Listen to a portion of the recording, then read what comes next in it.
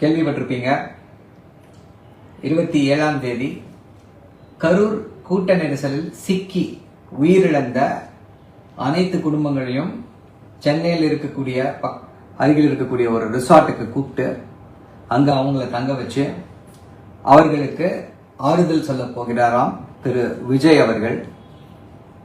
என்னடா எங்கும் இல்லாத கூத்தா இருக்கேன்னு சொல்லி நீங்கள் யோசிப்பது புரிகிறது. இப்படியும் நடக்குமா என்று எல்லோரும் கேள்வி எழுப்பிக் கொண்டிருக்கிறார்கள். இதற்கு இவர்கள் சொல்லக்கூடிய காரணம் தான் ரொம்ப ரொம்ப வினோதமாக வேடிக்கையாக இருக்கிறது. அதுவும் பொதுவா சமூக ஊடகங்கள்ல ஒரு நரேட்டிவை செட் பண்ண முயற்சி செய்கிறார்கள். என்னன்னா, நாங்க போனோம், கரூர்ல மண்டபங்களை கேட்டோம், கரூர்ல மண்டபங்கள் யாரும் கொடுக்க மாட்டேன்னு சொல்லிட்டாங்க, நெருக்கடி வருகிறது, ஆளும் தரப்பிடமிருந்து நெருக்கடி வருகிறது, காலையில ஓகேன்றாங்க, சாயந்தரம் வேண்டான்றாங்க, அப்புறம் இது சரியா வருமா பாத்துக்கோங்கன்னு சொல்லி சொல்றாங்க அப்படின்னு சொல்லி ஒரு பொய்யான தகவலை வேண்டும் என்றே பரப்பி கொண்டு வருகிறது தாவேகா தரப்பு.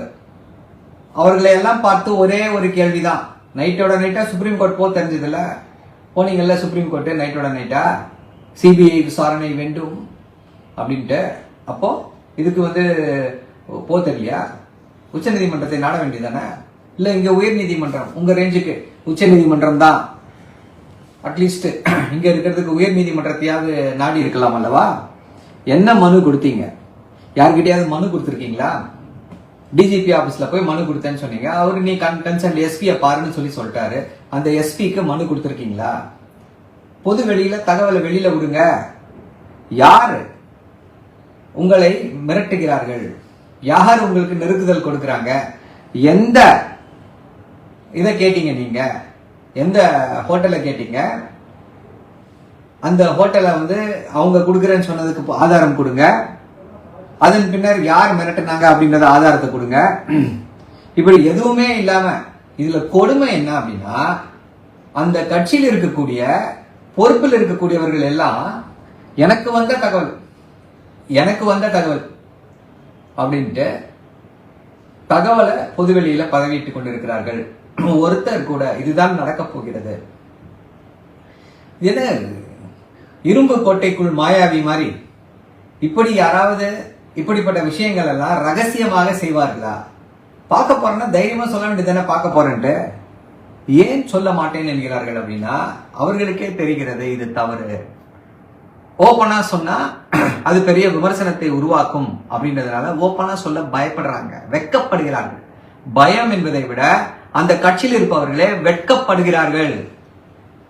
இப்படி யாராவது செய்வார்களான்ட்டு இது ஒரு கடமை போல ஆயிடுச்சு.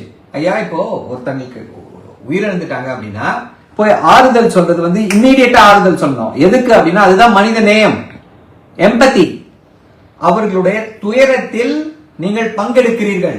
அந்த துயரம் அவங்களுடைய துயரம் உங்களை பாதிக்குது. அவங்க துயரப்படுவதை உங்களால் காண சகிக்க இயலவில்லை. அவர்களுடைய அந்த துயரத்தில் பங்கெடுக்க வேண்டும் என்று நீங்கள் விரும்புகிறீர்கள். அதனாலதான் போய் உடனடியாக போய் பார்க்கணும், பார்த்து ஆறுதல் சொல்கிறோம். ஏன் உடனடியாக ஆறுதல் சொல்லணும் அப்படின்னா, அந்த சமயத்தில் தான் அவர்களுடைய மனநிலை மிகவும் ரொம்ப வாலட்டைலா இருக்கும், ரொம்ப எமோஷனலா இருப்பாங்க. அப்போ தலைவர்கள் நாங்க இருக்கோம், சமூகத்துல பெரிய இடத்துல இருக்கவர்கள் நாங்கெல்லாம் உங்க கூட இருக்கோம், உங்களுக்கு உறுதுணையாக இருப்போம் அப்படின்னா அவங்களுக்கு ஒரு நம்பிக்கை பிறக்கும். அதற்கு தான் இதெல்லாம். இது ஒரு சடங்கு மாதிரி. நானும் பார்த்துட்டேன்னு சொல்றதுக்கா? என்ன ஒரு வெட்கக்கேடான விஷயம் இது. இது எல்லோரும் இது சரியான விஷயம். அங்க போயிருந்தா இப்படி பண்ணிருப்பாங்க, அப்படி பண்ணிருப்பாங்கன்னா அதை எதிர்க்க திராணியற்றவர்களுக்கு எதுக்கு அரசியல்? நான் 2026ல அதை புடிச்சிடுவேன், இதை புடிச்சிடுவேன். அங்க பாதிக்கப்பட்டு கட்சிக்காரன் செத்து போயிட்டான், அவன் இதயத்துல கூட இடம் பிடிக்க முடியல. அடுத்து ஆட்சியை பிடிச்சிடுவேன், அதை பிடிச்சிடுவேன், இதை பிடிச்சிடுவேன். இந்த வக்கனை எல்லாம் தேவையா என்ற அந்த கேள்வி எழுந்து கொண்டிருக்கிறது. திருப்பி என்ன பண்றாங்க? இதை கொண்டு போய் ஒரு பேட் கம்பாரிசன்.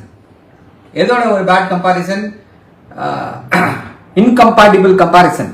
எது கூட அப்படின்னா, கவின் கொலை வழக்கு, ஆணவ கொலை வழக்குல முதல்வர் அங்கே அவங்கள வந்து இதுல கூப்பிட்டு பேசினாரு, உடனடியா போன்ல பேசினாரு முதல்வர். அதை விட முக்கியமா அங்கே அமைச்சர்கள் அக்கா கனிமொழி எல்லாரும் அங்க போய் ஃபர்ஸ்ட் உடனே கூட நின்னாங்க. அதை பத்தி வாயே திறக்காத ஒரு கட்சி இருக்கு என்றால் அது தாவேகா.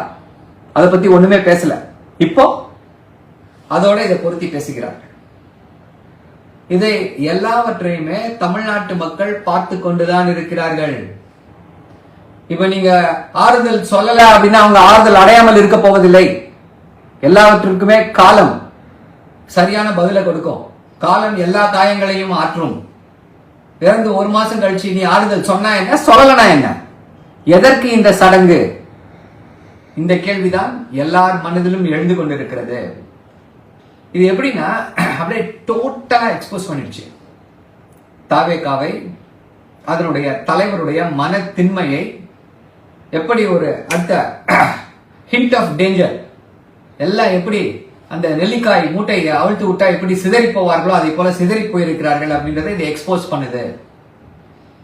தமிழ்நாட்டில் இருக்கக்கூடிய எந்த அரசியல் கட்சியும் இப்படி செயல்பட மாட்டார்கள். கோர்ஸ் நீங்க சொல்லலாம், அவரு புதுசுங்க, அவருக்கு டைம் வேண்டாமா? ஏன் ஆட்சியை பிடிப்பான்னு சொல்லும் போது மட்டும் டைம் கேட்டீங்களா? இல்லையே, உடனே ஆட்சியை பிடிப்போம், 300ல ஜெயிப்போம், 400ல ஜெயிப்போம், எல்லா தொகுதியிலும் விஜய் தான் அப்படின்லாம் பேசுனீங்களே. இப்போ இன்னும் இதோட பெரிய காமெடி ஒன்று சொல்றாங்க. அந்த காமெடி நமக்கு 27ஆம் தேதி தான் அது நடக்குதா இல்லையான்னு தெரியும். இப்போ இதுவே உண்மையா பொய்யான்னு தெரியல.